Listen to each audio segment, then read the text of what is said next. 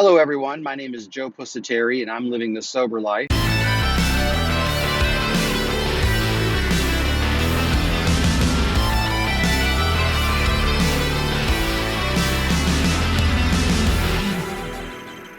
And today I would like to continue our discussion about the 12th step. So, the first part of the 12th step that we talked about was the psychic change and why that is necessary in order to remain abstinent from drug or alcohol use. The second thing I'd like to talk about, it says in the 12th step, having had a spiritual awakening as the result of these steps, we tried to carry this message to other alcoholics. Okay, that little part, to carry this message to other alcoholics. So there's something about the way that we stay sober that requires us to give it away. And in my experience, what's happening here is that we begin a process. I mean, we begin the process in the first step, but I really want to say that in the third step, there's something really interesting that happens. So if you go back, and I don't have it memorized, otherwise I'd recite it here, but if you were to go back into the third step as it's written in the book Alcoholics Anonymous, you would see that there is a prayer that one will say with their sponsor, is usually how that's done. And you don't have to say the exact words, but there's a prayer that's written there, and that can, be the marker of when you're taking that third step. And it's like, God, I offer myself to thee to do with me and to build me as thy will. Relieve me of the bondage of self, which I think is just a beautiful phrase. Relieve me of the bondage of self. And it goes on to say something along the lines of, you know, um, help me and improve my life and make me sober and productive and helpful and so forth, not for my own benefit, but for the benefit of other people, so that what you do in me becomes hope and what it becomes a visible sign of your power that you can do in their lives. In other words, make me an example or a channel or a reflection of your goodwill, your love, insofar as that can be helpful and useful to other people in setting them free of their chains. Relieve me of the bondage of self. Take all of my attention off of me. That's bondage.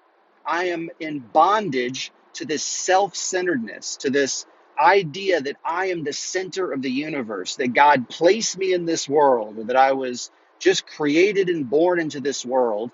And my job is to be like the center of gravity, some kind of great cosmic magnet that just attracts all of this stuff and all of this experience to itself. That is bondage. That is a trap. That is something that leads to great pain and suffering. We think, and maybe normal people can do this, and normal people can handle being very selfish and self-centered. That's fine. I have no commentary on that.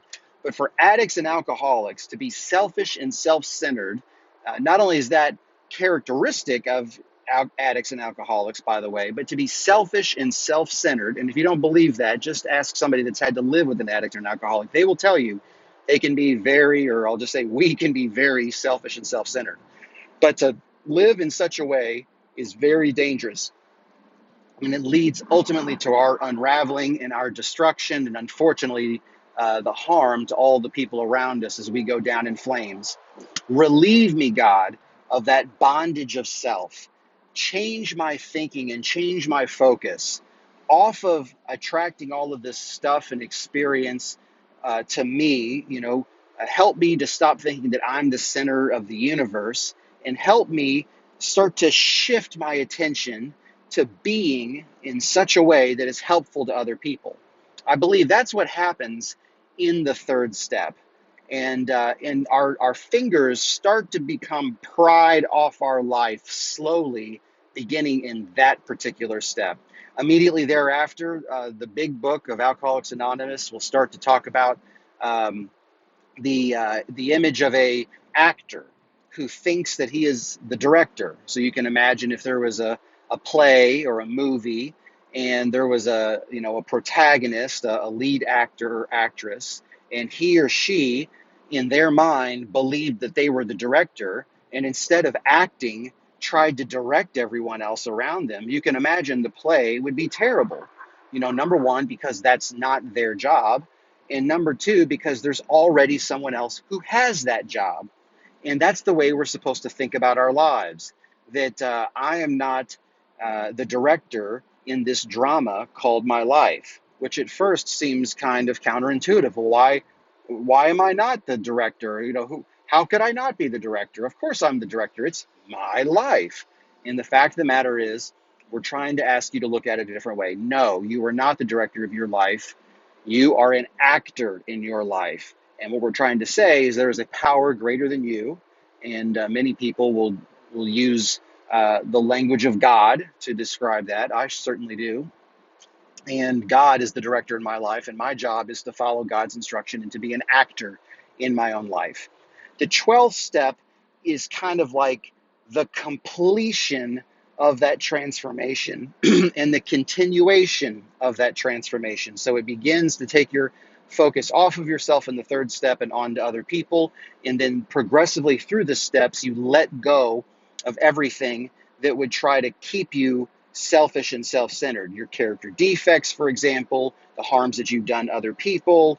There's personal inventory that has to be done as you, or continued personal inventory as you continue to attract resentments and so forth. The prayer and meditation is a way of staying connected with your higher power, which is a humbling activity that keeps you from being too focused on yourself. And here we are in step 12, and it says, carry this message to addicts and alcoholics. So there's lots of ways in 12-step recovery that people try to carry this message. What is this message? Well, it's the message of recovery. It's the message of the previous 11 steps. That's the message. Carry this message to other addicts and alcoholics. And the way that we do that is, for example, I will be asked, or other people will be asked, to speak at speaker meetings. And unless I absolutely can't do it because there is some kind of prior obligation that takes my time and I'm committed to, my rule of thumb is to always say yes. And most people, I'm not unique in that way. So most people I know in recovery and 12-step recovery will say yes to that. So I might be asked to speak in a meeting. That's a way that I can carry the message. I sponsor other people. To be a sponsor, that language is kind of weird. To be a sponsor in any other organization means that like you vouch for that person and you help them gain admission to your group. Sponsorship is not quite like that in 12-step recovery. All sponsorship means is it's a guide. It's, mentor might be too strong of a word because we don't really place ourselves above or below anyone else, but it's just somebody who has been there before, who is able and willing and committed to helping somebody else go through the same process. So the easiest way to describe what a sponsor is, it's somebody who has worked the steps, who will take you through the steps. And that's basically it.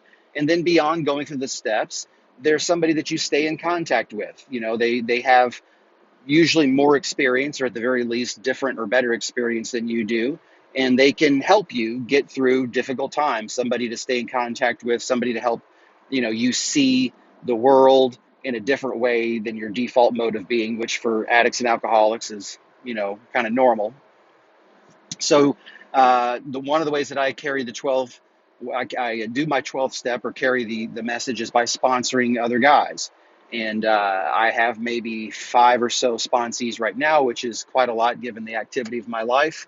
But I've sponsored lots and lots and lots of guys in the past, and that shouldn't make me sound like some great guru, because in fact, a lot of guys drop off and disappear pretty quickly. And the thing about sponsorship is this, and this is the last thing I'll say about this particular part of the 12 step.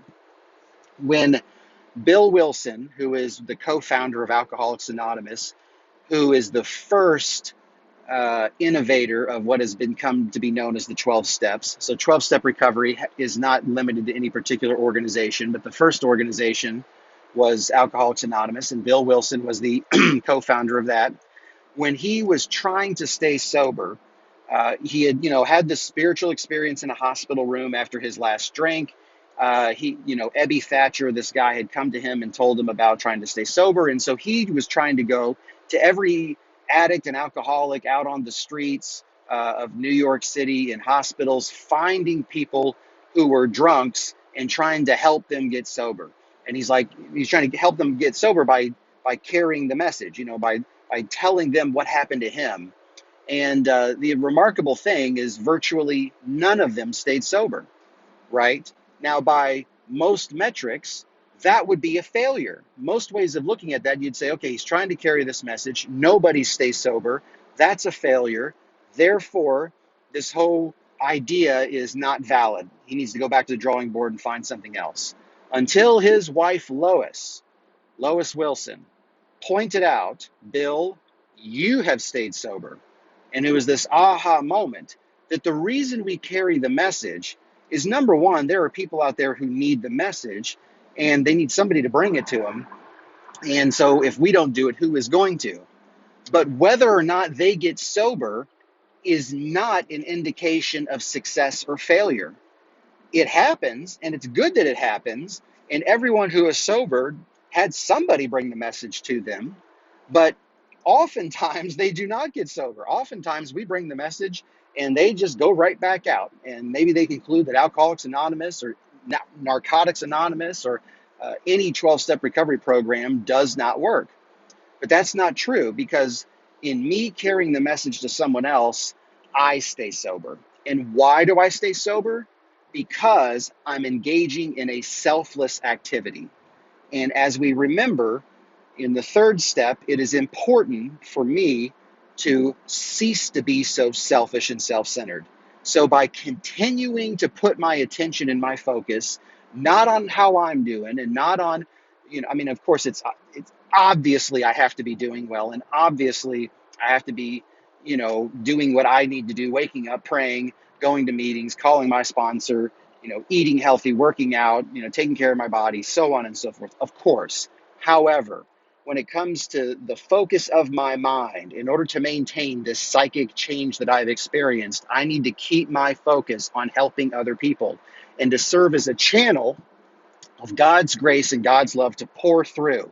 And so long as God's grace and God's love pours through me, which will happen so long as I stay an open channel for it, then I get to stay sober in the process. And I just have to let go of everyone else. Sometimes they get sober, sometimes they don't. If they get sober, I can't really take too much credit for it, because after all, I'm just a channel for this wisdom and for this love and this grace of God, right? So it really isn't me to begin with. And if they don't get sober, I can't beat myself up over that, because after all, I'm just serving my part. I'm giving them the message. If they pick it up, great. If they don't, well, maybe I've planted a seed. Maybe it'll come up later. That happened for me. The first time somebody brought this message to me, I didn't do anything with it for 10 years. It just sat dormant until finally I decided that I needed to get some help. All right. That is the second thing I want to talk about with this 12th step. There will be more to come.